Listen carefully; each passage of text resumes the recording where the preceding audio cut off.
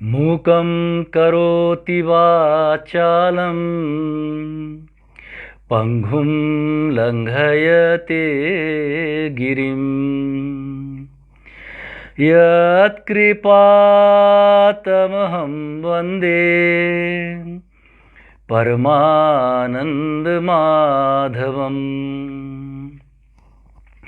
अखण्डमण्डलाकारं व्याप्तं येन चराचरं तत्पदं दर्शितं येन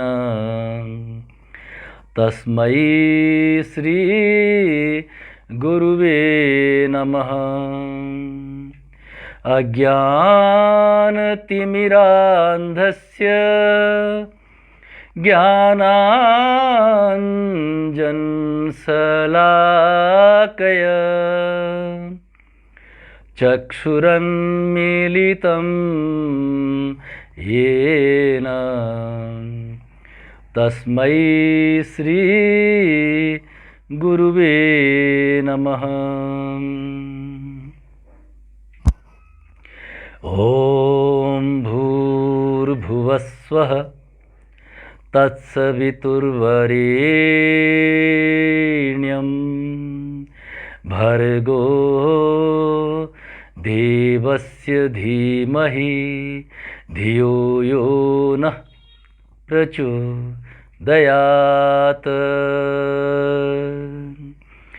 ॐ त्र्यम्बकं यजामहे सुगन्धिं पुष्टिवर्धनम् उर्वारुकमिव बन्धनात् मृत्योर्मुक्षीय मामृतात्। ॐ सहना भवतु सहनो भुनक्तु सह कार्यं करवावहै तेजस्विनावधीतमस्तु मा विद्विषावहै। ॐ असतो मा सद्गमय तमसो मां ज्योतिर्गमय मृत्योर्माम् अमृतं गमय। ॐ पूर्णमदः पूर्णमिदं पूर्णात् पूर्णमुदच्यते पूर्णस्य पूर्णमादाय पूर्णमेवावशिष्यते। ॐ शान्ति शान्ति शान्तिः। सर्वारिष्ट सुशान्तिर्भवतु। हरि ओम श्री गुरुभ्यो नमः। हरि ओम श्री गुरुभ्यो नमः। नमस्कार। आपको आवाज़ वगैरह ऑडियो वीडियो सही आ रहा है? कार्यक्रम शुरू करते हैं। सबसे पहले कल की तरह ओमकार, अकार, उकार, मकार के उच्चारण, फिर उसके बाद में ओमकार, अनुलोम विलोम, प्राणायाम और ध्यान के बाद में चर्चा। आज का विषय है मेरे जीवन का उद्देश्य क्या है। ठीक है ना? चलिए, रीढ़ की हड्डी सीधी, कमर गर्दन सिर तीनों एक लाइन में, और चेहरे पे लाइए गहरी प्रसन्नता। अपनी मुद्रा बनाइए, अंगूठा अंगुली हल्के से स्पर्श, और दबाएंगे नहीं, हल्के से स्पर्श। चिन्ह मुद्रा, ज्ञान मुद्रा, ध्यान मुद्रा, और दोनों हाथ रख लीजिए घुटनों के ऊपर। कमर गर्दन सीधे होने चाहिए। ये रिसोर्सफुल स्टेट है हमारी, ये ड्रूपिंग स्टेट नहीं होनी चाहिए। आंखें बंद, पलकों के भार को महसूस कीजिए। सारा ध्यान श्वास प्रश्वास पर। Slow, relax, deep, gentle breathing. जितना धीमा, सहज, गहरा, लंबा श्वास आप भर सकते हैं बिना किसी तनाव के। Slow, relax, deep, gentle. अब पेट की मांसपेशियों को ढीला छोड़िए। एब्डोमेन ब्रीदिंग करेंगे। बहुत ही सहज श्वास को भरते हुए हल्के से पेट बाहर, और श्वास को छोड़ते हुए नाभि पीठ की तरफ। रिलैक्स। नाभि चक्र पे आकार, हृदय चक्र पे उकार और भ्रूमध्य जहाँ बिंदी लगाते हैं ललाट पर वहाँ मकार, और फिर तीनों को मिला के ओमकार। तो सबसे पहले श्वास को छोड़ते हुए नाभि चक्र पे आकार करेंगे, श्वास को भरिए।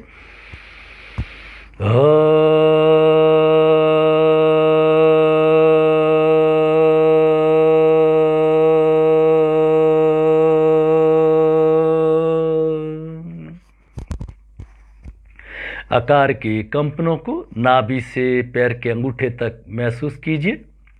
हृदय चक्र पे ध्यान करके उ शब्द उकार का उच्चारण, श्वास को भरिए।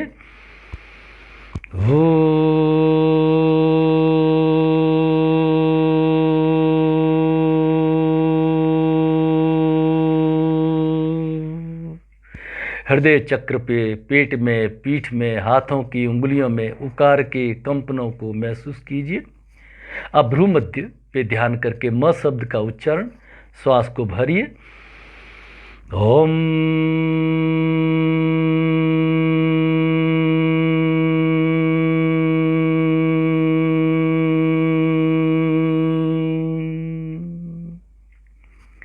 नाभि पे आकार, हृदय पे उकार और भ्रूमध्य पे मकार, तीनों को मिला के एक ओमकार, श्वास को भरिए।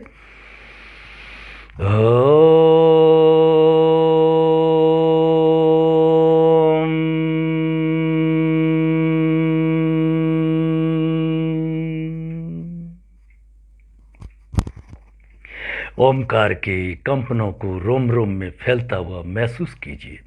अपने चारों ओर माधुर्य और आनंद को महसूस कीजिए। फिर दोनों हथेलियों को आपस में रगड़ के, मुंह में हवा भर के, हाथों को नीचे से ऊपर, ठुड्डी से कानों की तरफ, नाक से कानों की तरफ, ललाट पर, गर्दन के पीछे खूब अच्छे से गर्दन की मालिश करिए। गर्दन के आगे थायराइड, पैराथायराइड को स्वस्थ करिए। और 3 बार हृदय चक्र पे, हार्ट के मसल स्वस्थ, 3 बार पेट पे, पाचन तंत्र स्वस्थ, कमर पे, पीठ पे, घुटनों पे जहाँ दर्द है हाथ को रखिए, भाव करिए दर्द ठीक हो रहा है, दर्द ठीक हो गया है। आपको आवाज़ वगैरह अच्छी आ रही है तो आप कमेंट भी ज़रूर करते रहिए, ठीक है। अब हम करेंगे अनुलोम विलोम का अभ्यास, ठीक है ना। कल अपन ने किया था, आज सिर्फ 3 आवर्तन ही करेंगे। मुद्रा बना लीजिए, राइट हैंड की फर्स्ट 2 फिंगर्स अंगूठे के जड़ में, ठीक है ना। ये विष्णु मुद्रा, ज्ञान मुद्रा, ध्यान मुद्रा। अंगूठा राइट नोस्टिल पे, लेफ्ट नोस्टिल पे अंगुलियां, जो जानते हैं वो शुरू कर दीजिए, है ना। 4 की गिनती में श्वास को भरेंगे। कल अपने 4 की गिनती पे रोका था, आज 5 की गिनती में इंटरनल होल्ड करेंगे और 4 की गिनती में बाहर और 5 की गिनती में बाहर रोकेंगे। जितना अंदर रोकेंगे उतना ही हम बाहर रोकेंगे। इंटरनल कुंभक करेंगे,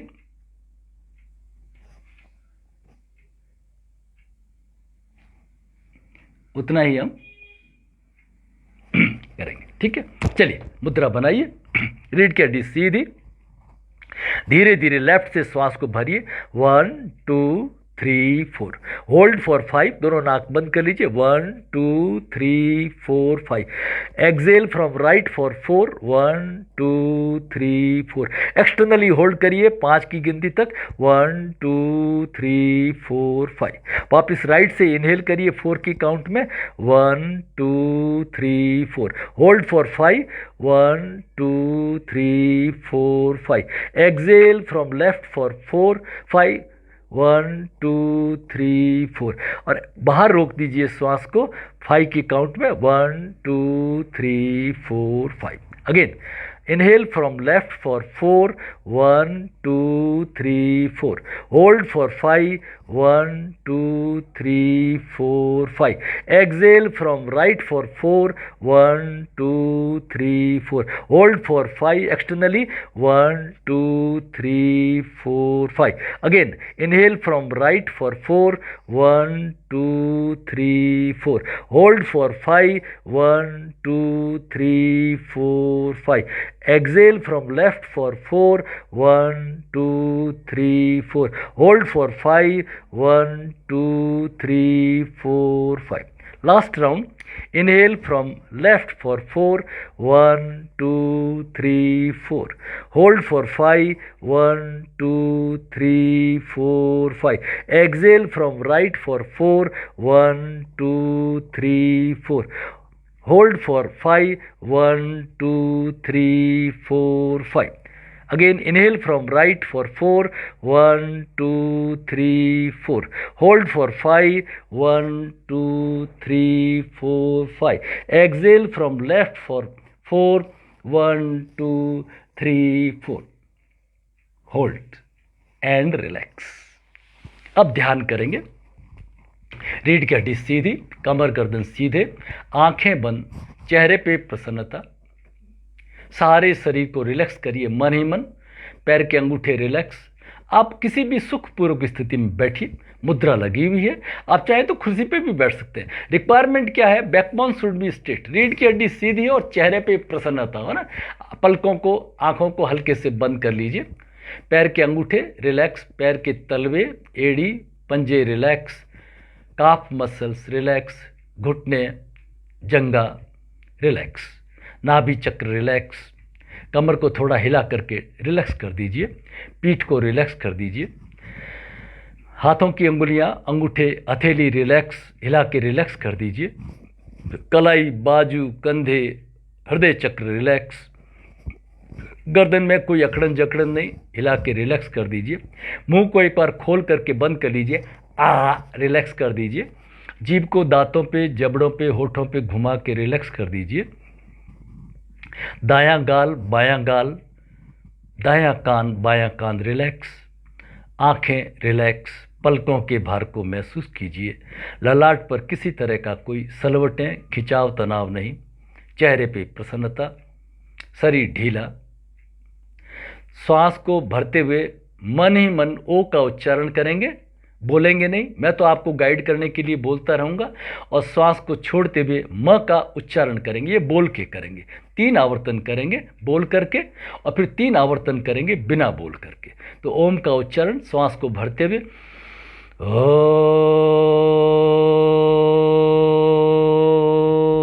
अब श्वास को छोड़ते हुए मेरे साथ में मकार का उच्चारण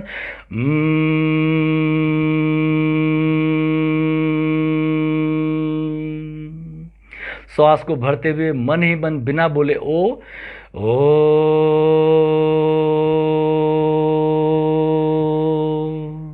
श्वास को छोड़ते हुए बोलते हुए मकार का उच्चारण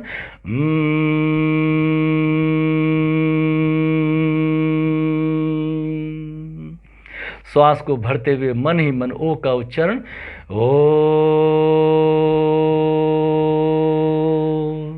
श्वास को छोड़ते हुए मकार का उच्चारण बोल के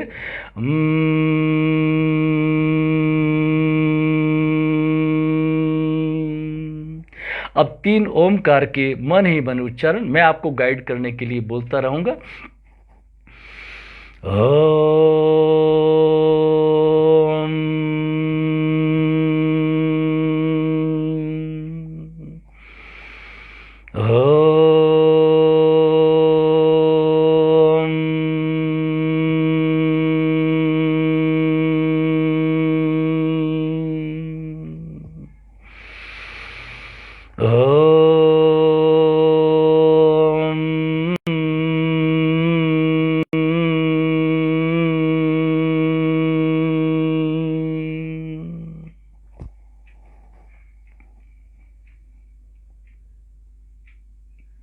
श्वास की गति बिल्कुल धीमी हो गई है, विचार शून्य हो गए हैं। अब अपने अंतर्मन को भ्रूमध्य पर अवस्थित कर लीजिए, ध्यान की स्थिति। और इस ध्यान की स्थिति में आज हम संकल्प लेंगे, रिजॉल्व पास करेंगे, प्रतिज्ञा करेंगे। मैं पूरे दिन प्रसन्नचित्त, पूरे दिन ऊर्जावान, हे इष्ट, हे आराध्य, हे परमेश्वर, मैंने आज ये संकल्प लिया है, मैं पूरे दिन प्रसन्नचित्त, 3 बार दोहराइए, पूरे दिन ऊर्जावान, जहाँ भी जाऊँ प्रसन्नता बांटूँ, खुशी बांटूँ, उल्लास बांटूँ। जीवन की कैसी भी स्थिति, कैसी भी परिस्थिति आए, मेरे चेहरे पे प्रसन्नता, प्रसन्नता, केवल प्रसन्नता बनी रहे। हे इष्ट, हे आराध्य, मैंने आज ये संकल्प लिया है, मेरा संकल्प सिद्ध हो, मैं नित्य प्रति उन्नति के मार्ग पर बढ़ती रहूं, बढ़ता रहूं। ओम शांति शांति शांति।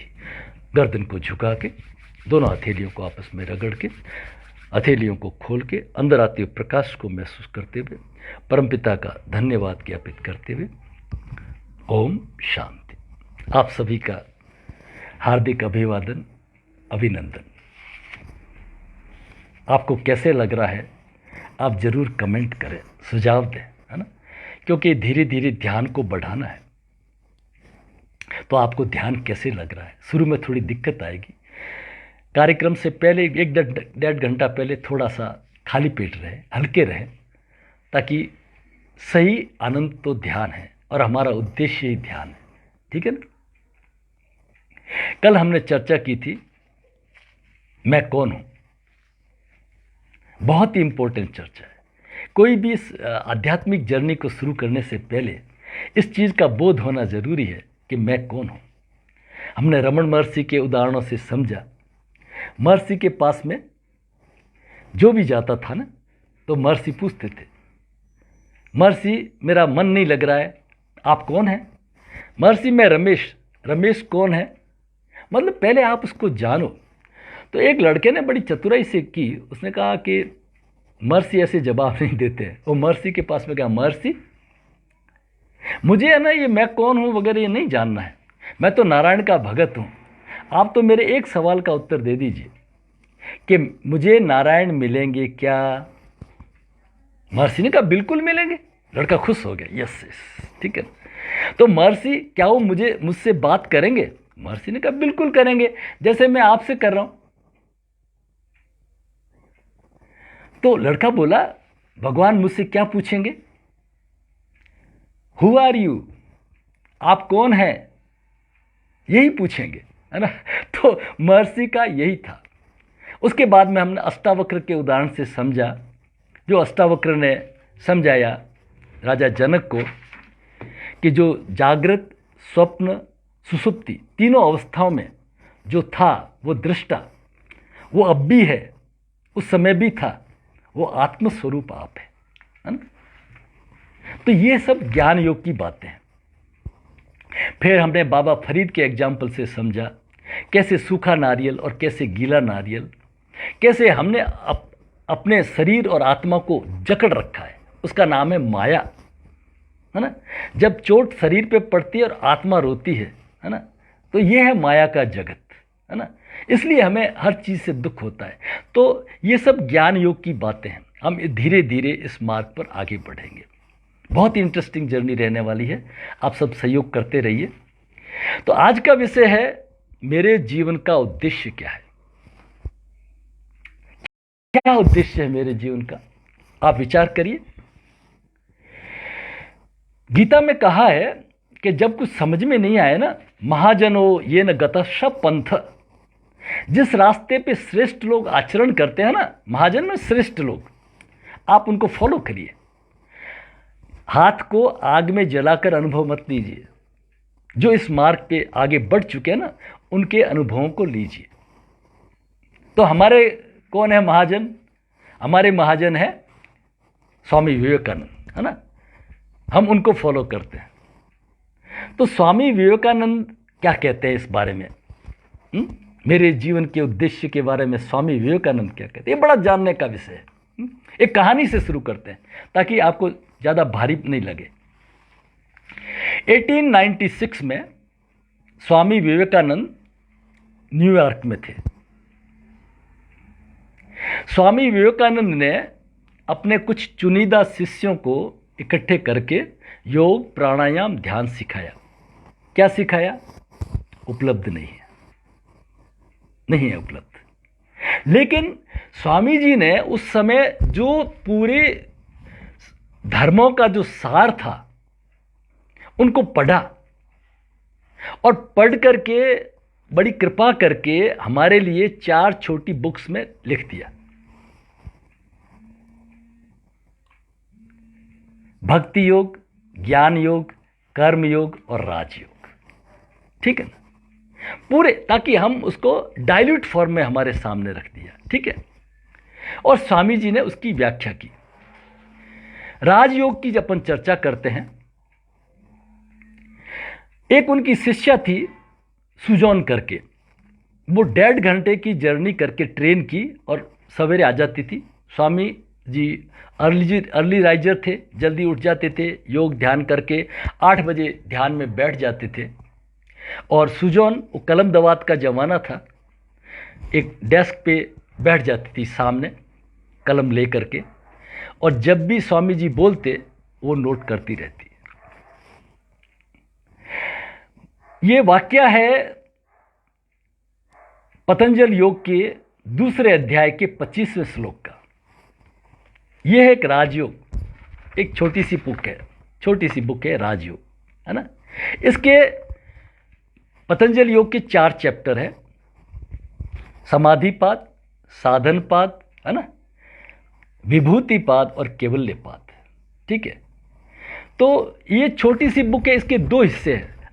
आधे में कमेंट्री है, पहले तो राजयोग पे कमेंट्री है, और आधे पे पतंजल योग के जो सूत्र है 195 श्लोक, उनकी व्याख्या की है स्वामी जी ने। आपने भी कई टीकाएं पढ़ी होगी, मैंने भी बहुत सारी टीकाएं पढ़ी है। अब देखिए अद्भुत बात निकलती है। स्वामी जी ने दूसरे अध्याय का 25वां श्लोक लिया और लेकर के वो ध्यानस्थ हो गए। आजकल के ज़माने में जैसे किताबें लिखी जाती है बुक पेस्ट कॉपी पेस्ट करके, वैसे नहीं। स्वामी जी ध्यान में चले गए कि पतंजलि महाराज का क्या सोच था, पतंजलि महाराज क्या कहना चाहते हैं। उस स्टेट पे पहुंचे ध्यान की स्थिति में। जैसे आपने गीता पे हजारों टीका हैं और सबके मतांतर अलग, है ना। जैसी बुद्धि होती है उसके अनुसार ही हमारे अर्थ निकलते हैं, ठीक है ना। तो स्वामी जी ने उस मंत्र को लिया, दूसरे अध्याय के 25वें श्लोक को, और उस ध्यान की स्थिति में बैठे, सवेरे बैठे, शाम को आंखें खोली और बोले, सुजॉन आई कैन नॉट, मैं नहीं जान पाया। सुजॉन अपने घर चली गई, फिर 1.5 घंटे की जर्नी करके दूसरे दिन आई, फिर बैठी, फिर स्वामी जी ने सूत्र को लिया, शाम को आंखें खोली, सुजॉन आई कैन नॉट। तीसरे दिन जब सुजॉन आई, स्वामी जी ने सूत्र को लिया और फिर स्वामी जी बोले हैं, each soul is a potentially divine. हर मनुष्य दिव्य है, हर मनुष्य में दिव्यता है ना। इस अव्यक्त दिव्यता को दिव्यता में प्रकट करना जीवन का उद्देश्य है। Every man is potential, you are a god, है ना। आपके अंदर वो जैसे राख में चिंगारियां होती है ना, वैसे हैं। आपको उसको प्रज्वलित करना है ना, आपको उसको जगाना है। Each soul is potentially divine, और हमारा गोल क्या है, उस डिविनिटी को, उस लक्ष्य को प्राप्त करना। और जब तक हम उस लक्ष्य को प्राप्त नहीं करेंगे, पुनरपि जन्मम पुनरपि मरणम पुनरपि जठरे अग्निशयनम ई संसारे बहु दुस्तारे कृपा पाहि पार मुरारे भज गोविंदम भज Govind. This rebirth cycle will continue, ये चलती रहेगी जब तक हम उस दिव्यता को प्राप्त नहीं कर लेते। ठीक है ना। चमत्कार हो गया। उस सूत्र है, तद अभावात संयोगा भावो हानम तदृश्य केवल्यम। ये जो बाह्य ऑब्स्टिकल्स और अंदर के ऑब्स्टिकल्स, बाह्य जगत के जो भी हर्डल्स है, बाधाएं हैं, और हमारे अंतर जगत की काम, क्रोध, मोह, मद, लोभ, मत्सर, राग, द्वेष, ये जितने हमारे अंदर के, इन पे हम नियंत्रण पा लेते हैं। इंद्रियों पे जब हम नियंत्रण पा लेते हैं और बाह्य एक्सटर्नल डिस्टर्बेंसेस को हम जब उसके ऊपर काबू पा लेते हैं, है ना, तो हम इस बंधन से छूट सकते हैं। आत्मा अविद्या के कारण शरीर के साथ में संयुक्त हो गई है, उसको माया कहते हैं, जिसको बाबा फरीद बताते हैं ना, नारियल के गोटे की तरह। इसलिए वो चैप्टर बहुत ज़रूरी था, है ना। जब वो नहीं जाने उसको, उस ज्ञान, वो ज्ञान नहीं आए, उस अविद्या को जब तक हम नहीं हटाएंगे, जब तक हम नहीं जाने कि मैं कौन हूं, मैं आत्मस्वरूप हूं। जैसे गौतमी आई गौतम के पास में, लड़के की मृत्यु हो गई, गौतम ने कहा तुम चावल लेके आओ। गौतमी ने कहा अभी लेके आ जाती हूँ। गौतम ने कहा ठहरो, एक शर्त है, उस घर से चावल लाना है जहां पे कोई मृत्यु नहीं हुई हो। और गौतमी गई तो उसको मालूम पड़ा ऐसा तो कोई घर ही नहीं है, मृत्यु तो शाश्वत है। ये ज्ञान, ये जब ज्ञान उपलब्ध होता है ना, तब जाकर के हमें उस राख की ढेर से वो चिंगारियां प्रकट होती है। यही हमारा योग विज्ञान कहता है कि आप ही ईश्वर हो। पहले अध्याय का 24वां श्लोक है, क्लेश कर्म विपाक आशय अपरामर्ष्ट पुरुष विशेष ईश्वर, आप ही ईश्वर हो। आप में और ईश्वर में क्या फर्क है कि उनमें कुछ पॉजिटिवनेस उनमें ज़्यादा है और हम में नेगेटिवनेस ज़्यादा है। हटेगी नहीं, हटानी नहीं है, इसके पीछे नहीं पड़ना, ये आदत छोड़ना नहीं, उसको रिप्लेस करना है। Replace negativeness by positiveness. Negativeness, जैसे आज हमने एक संकल्प लिया, मैं पूरे दिन प्रसन्नचित्त रहूँगा, ये संकल्प लिया, ठीक है ना। तो छोटे छोटे संकल्पों से हम आगे बढ़ेंगे उस डिवाइन मिशन की तरफ, है ना, वहाँ तक, वहाँ पे आगे बढ़ेंगे, वहाँ आगे बढ़ना, ये हमारे जीवन का उद्देश्य है, ठीक है। तो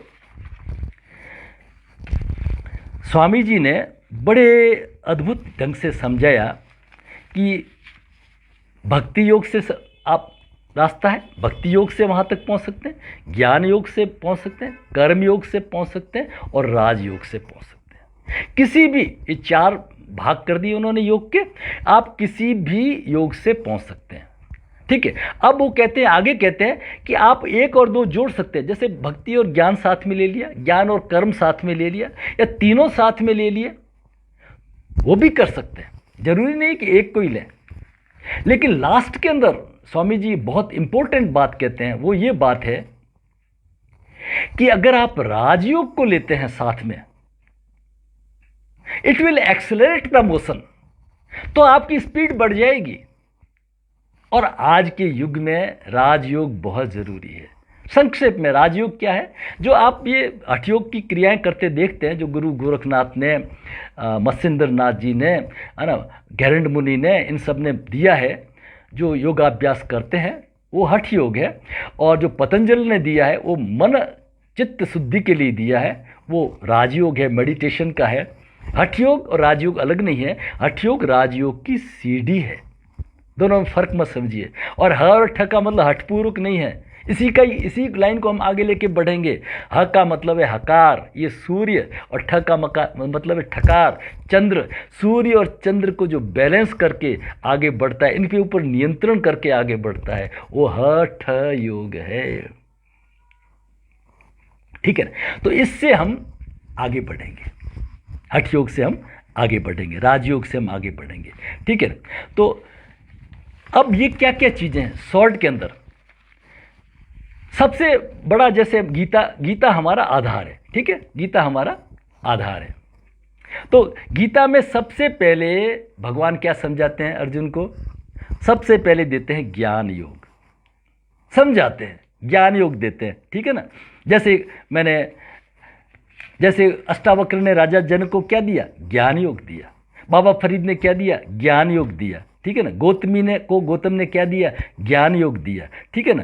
तो सब चीज़ें जो है ज्ञान योग से अर्जुन को भगवान क्या ज्ञान योग दे रहे हैं, नैनम छिद्दंती शस्त्राणि नैनम दहति पावक न च क्लेद्यन तापो न शोषयति मारुत। अरे भाई अर्जुन, तुम अजर अमर आत्मा हो, उस आत्मा को न तो कोई जला सकता, न सुखो सकता, न तलवार से काट सकता, है ना।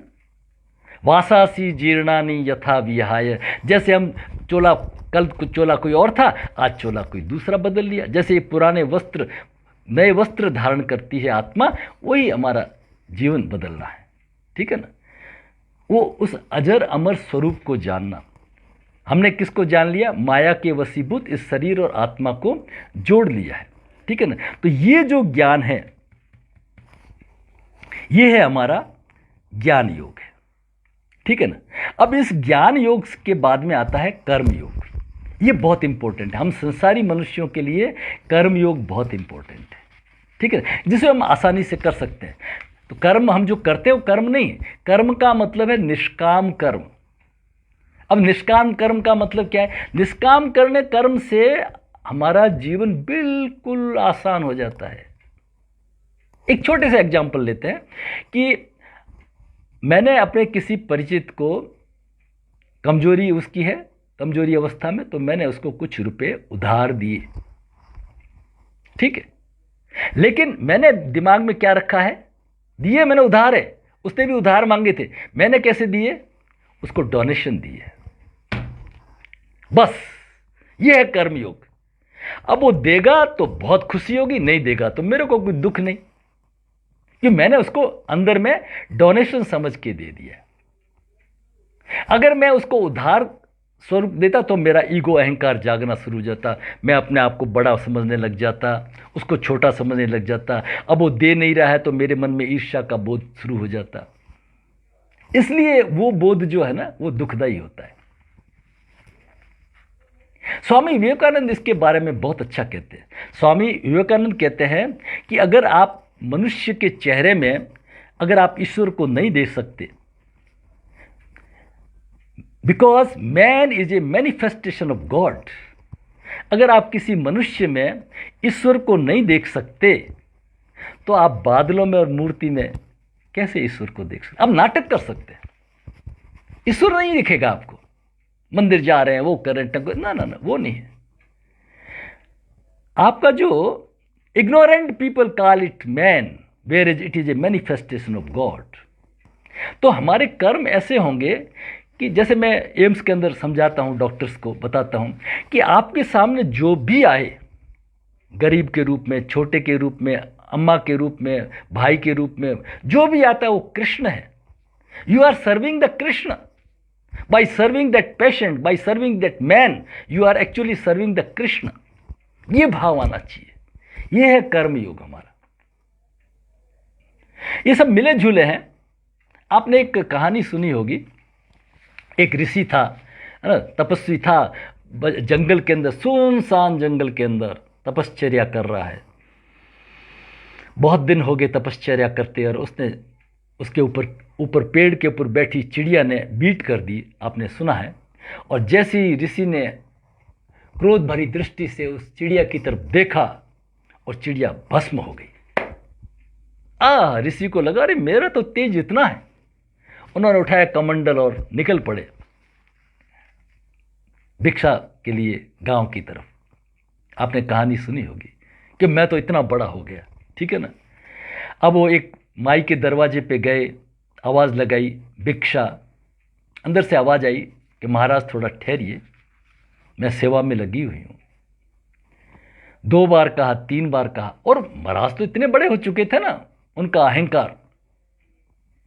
कुछ देर बाद में वो देवी अपने पति की सेवा कर रही थी, वो भिक्षा हाथ में लेकर के, प्रसाद हाथ में लेकर के महाराज के पास में आ रही है। तो महाराज ने, ऋषि ने उसको क्रोध भरी दृष्टि से देखा। तो माँ कहती है, वो अम्मा कहती है, ऋषिवर, मैं वो जंगल की चिड़िया नहीं हूँ जो आपके आंख से देखते ही भस्म हो जाऊं। ऋषि तो पानी पानी हो गया। ये अभी की तो घटना है, मैं जंगल में, मैं अकेला था और ये घर में सेवा कर रही थी। इसको क्या पता कि ये घटना हो चुकी है।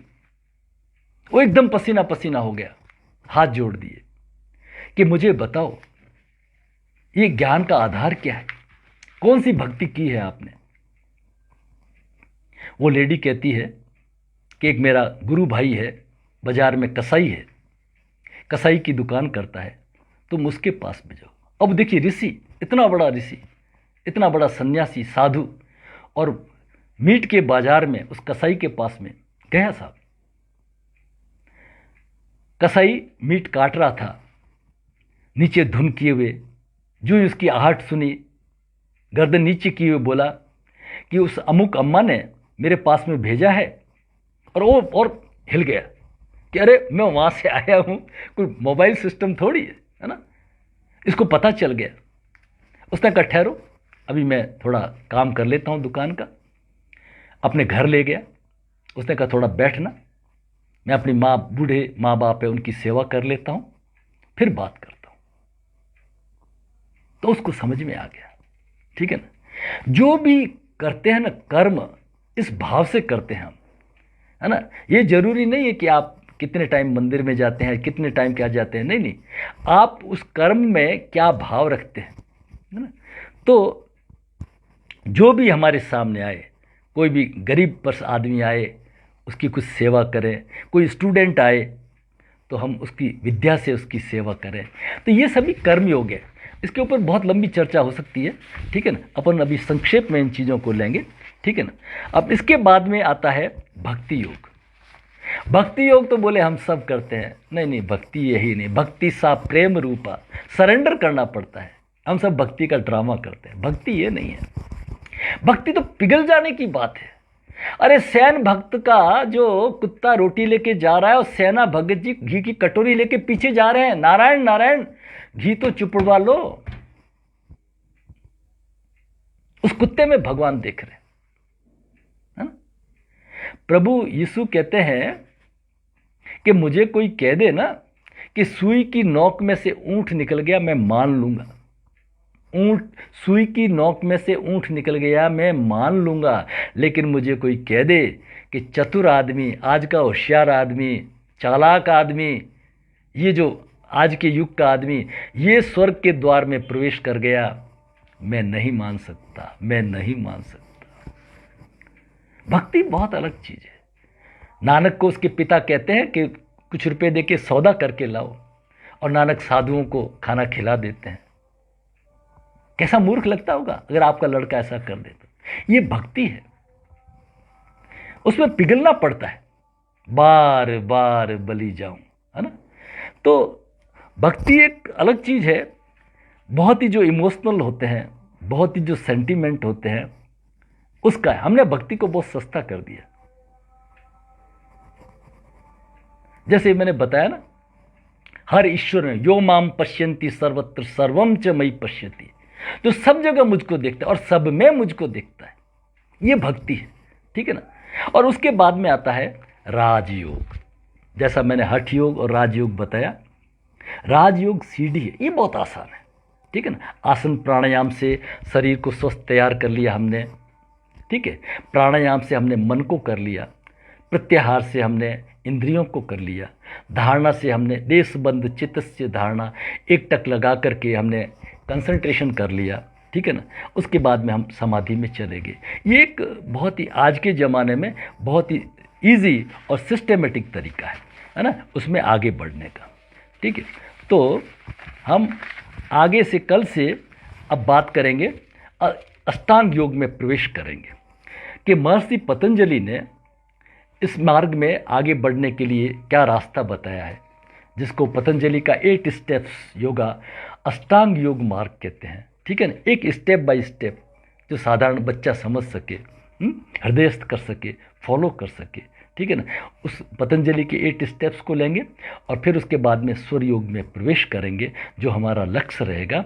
और फिर आगे क्या धारणा ध्यान में क्या क्या बाधाएं आती है, तो ऐसा एक एक स्टेप चैप्टर को लेते हुए उसके ऊपर चर्चा करते हुए कि हम एक अच्छी ध्यान की स्थिति में पहुँचें, हम सभी दुखों से मुक्त हो, हम एक आनंद की स्थिति में पहुँचे, हमारा शारीरिक स्वास्थ्य भी मिले, मानसिक स्वास्थ्य भी मिले, आध्यात्मिक स्वास्थ्य भी मिले और सामाजिक स्वास्थ्य, that is integration of health, physical, mental, spiritual and social wellbeing, ठीक है ना। तो हम उसकी तरफ बढ़ेंगे।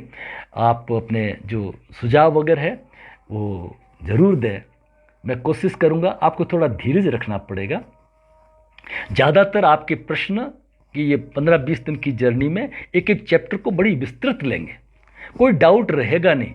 लेकिन अगर मुझे लगा कि आपका जो डाउट है वो मेरे आउट ऑफ सिलेबस है तो मैं उसको ज़रूर लूँगा, ठीक है ना। आपका बहुत बहुत धन्यवाद, आपने अपना बहुमूल्य समय दिया, बहुत बहुत धन्यवाद।